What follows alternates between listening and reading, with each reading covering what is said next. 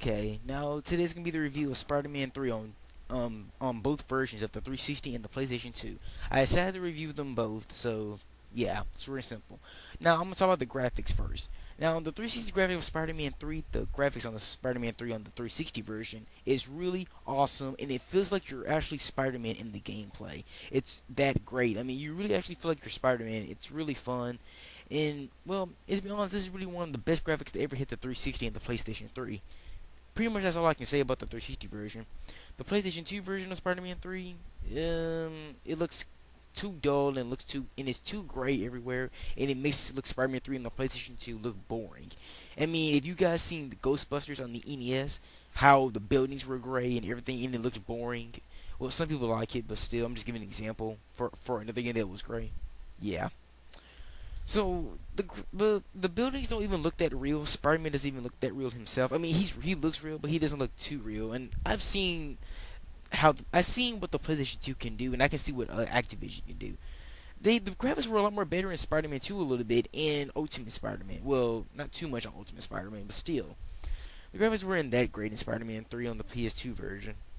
As for the sound and music, they pretty much share the same sound a little bit. Not in every sound, but mostly mostly the both versions of Spider-Man 3 share the same music, same as the voices, and well, the story.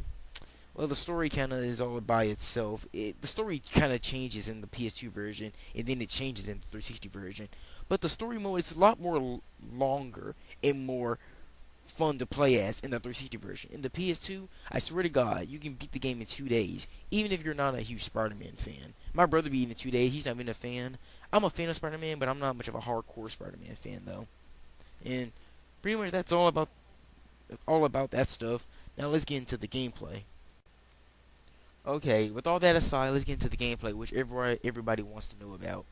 Okay, well, let's explain the 360 version first. You press the A button to jump, of course, and if you hold the A button, Spider-Man will do a high jump. You press the X button to punch, and the Y button, I think, for a combo move.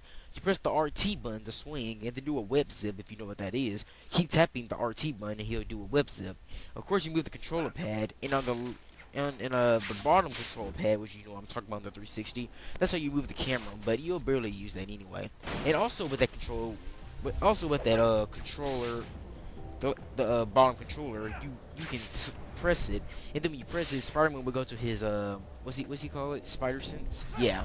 And then everything turns all gray. Whenever you see a car red, or whenever you see a person red in the spider sense, I'm pretty sure you know what I'm gonna say. That's an enemy or a bad guy, and that's when you go down. You don't have to fight them. I mean, you don't have to, so it's your choice. I don't think you lose any money if you don't fight them. Of course, on the right bottom of the screen, that's your map. Whenever you see something yellow, again, that's an enemy. And like I said before, you don't have to fight them if you don't want to. Usually the blue things on the bottom, I'm pretty sure that's like a mission if you want to do it. But it's your choice if you want to do the mission. So pretty much you can use your own decision. The story mode in this game is way freaking long. The Spider-Man 3 version on this is so long. I mean, to be completely honest with you guys, this game took me like 2 weeks to beat. It took me 2 full weeks to beat this game. As for the bosses, again, it's great. They're not annoying. They're challenging. They won't hold back either. But it's not boring either. It's challenging and it's fun. There's a lot of control pads. There's a lot of thinking. Not too much thinking. And oh my God, you guys don't know how good it is. You guys don't have to play the game to understand what I'm saying right now. It is just fun. My God, I just love playing this game. Also, the controls are not bad at all. It's really perfect. You're not going to have no problem with the camera or the controls. You might go like, oh, Spider-Man's going to have a little big problem. But no, the game is that great. Also, there's also combination buttons. Like, press the X button as fast as you can. Like, whenever you see a scene, there's an X button, or you have to press the B button, or you have to press the Y button.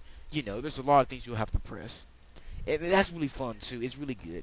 The first time when I first had Spider-Man 3, to be honest, I did not know the controls when I first got Spider-Man 3, because at the same time when I first got my Xbox 360, I had Spider-Man 3 at the same time. And oh my God, it was so hard to learn how to, it took me forever to memorize these Xbox 360 controllers. It's like press the LB button, but I press the RB button. I'm like, ugh. But it took me a while to get used to it, and it's pretty fun. And also, the final boss in Spider-Man 3 on the 360 version, epic as hell. Finding Venom at the end, Oh my god, it's really that fun and epic. At the same time, the story seems epic with the game, and plus you play as Harry. That's right, you play as Harry in the game, but you only play as him one time, and that's like when you get to the end of the game. Now, speaking of Harry, there is the PlayStation 3 version, and it's called the Edit version on the PlayStation 3, and you can play as Harry in that version too. But unfortunately, that's a PlayStation 3 exclusive thing. It's not for the 360. So for you PS3 owners, you guys are lucky. If you PS3 owners want Spider-Man 3, get the edition version. You guys do not want the normal version. If you want to play as Harry, Harry doesn't do much. He just flies around and defeat enemies. That's pretty much all he does. But overall, the 360 version, PlayStation 3 version, I'm sorry, I know I'm talking fast, but the 360 version, the PlayStation 3 version of Spider-Man 3 kicks major ass.